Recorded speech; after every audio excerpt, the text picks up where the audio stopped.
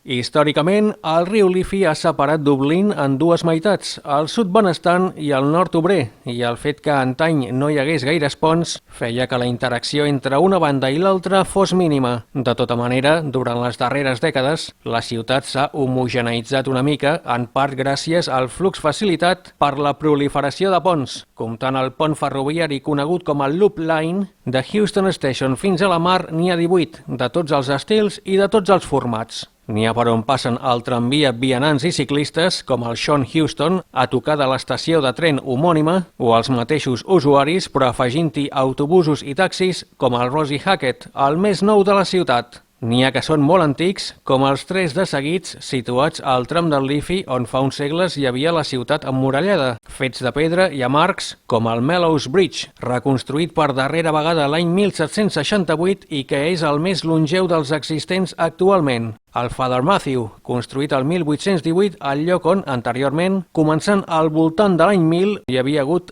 tota mena de ponts o passos marcats per estaques de fusta que permetien de creuar el riu durant la marea baixa, o l'O'Donovan Rossa, el segon més antic, construït el 1816. Els dos dissenyats pel despatx de l'arquitecte valencià Santiago Calatrava, que, en ambdós casos, estan dedicats a escriptors il·lustres. Un és el James Joyce Bridge a Ushers Key, un nom que no es va triar a l'atzar, i és que l'edifici situat al número 15 va tenir lloc al capítol Els Morts, el darrer dels 15 relats inclosos a dublinesos, que també és el més llarg, amb 15.952 paraules, i que l'any 1987 va ser recreat al cinema per John Huston, tot i que a escala més petita és força semblant al pont de Bac de Roda a Barcelona. L'altre és el Samuel Beckett, un dels més espectaculars i que és giratori. Quan molt de tant en tant ha de passar un vaixell, gira sobre si mateix sobre el punt de suport situat a prop de la riba sud, desplaçant-se cap a l'oest o riu amunt i sostenint-se amb unes pilones clavades a la llera del Liffey. El Beckett forma un conjunt molt futurista amb el centre de convencions situat a la riba nord.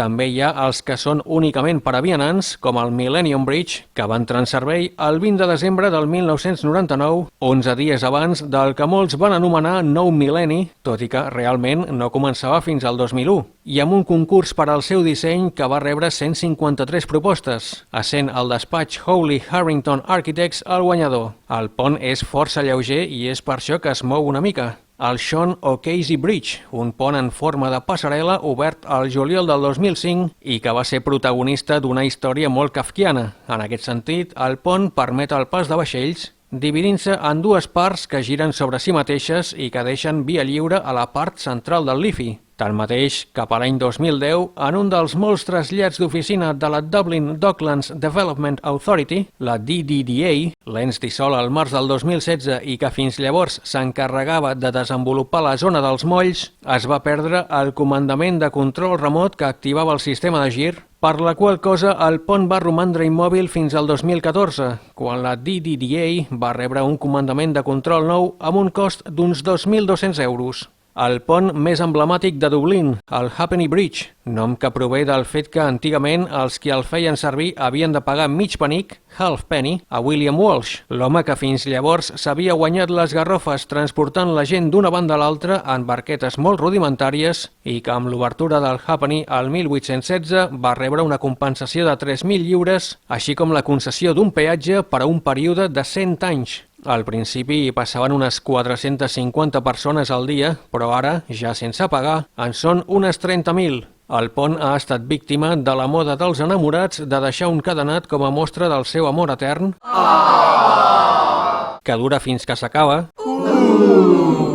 o en el cas del Halfpenny fins que els operaris municipals decideixen de fer neteja amb una eina anomenada rossinyol. També n'hi ha que són ideals per a la fluïdesa del trànsit amb dues categories. Els d'estètica agradable, com el Rory O'More Bridge, inaugurat el 1861 per la reina Victòria i el príncep Albert, de ferro colat i amb un característic color blau on hi ha escrit el nom de la farga que va fabricar l'estructura, així com l'any. Robert Daglish Jr., St. Helens Foundry, Lancashire, 1858. El Grattan Bridge, que uneix els carrers Capel a la riba nord i Parliament a la riba sud.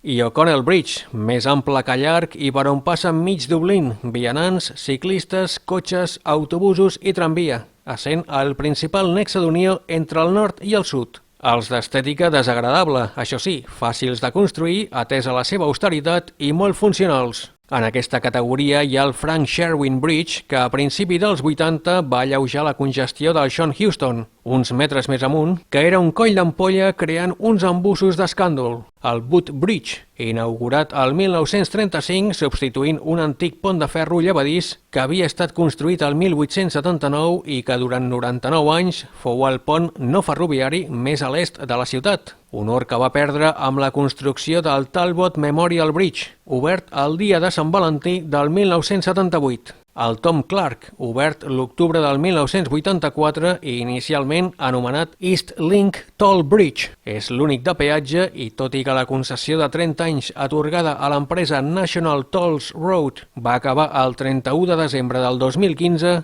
el Comú de Dublín ha mantingut el peatge a fi de fer una mica de caixa i passen uns 11.000 vehicles diaris i de sufragar els costos de manteniment, puix que és llevadís i és que en ser el darrer pont abans de la desembocadura del Liffey i a tocar del port s'ha d'aixecar de tant en tant. Finalment, el Loop Line Bridge, pont ferroviari i que fa una mica de revolt, d'aquí el nom Loop. Inaugurat el 1891, en plena febre del ferrocarril, se situa entre les estacions de Connolly al nord i Tara Street al sud i impedeix de poder fer fotos de la imponent Custom House de l'West Stand. El pont se sustenta sobre 4 voluminoses columnes de ferro colat assentades sobre 2 plataformes de fals granit. Podeu trobar informació addicional al web bridgesofdublin.ie.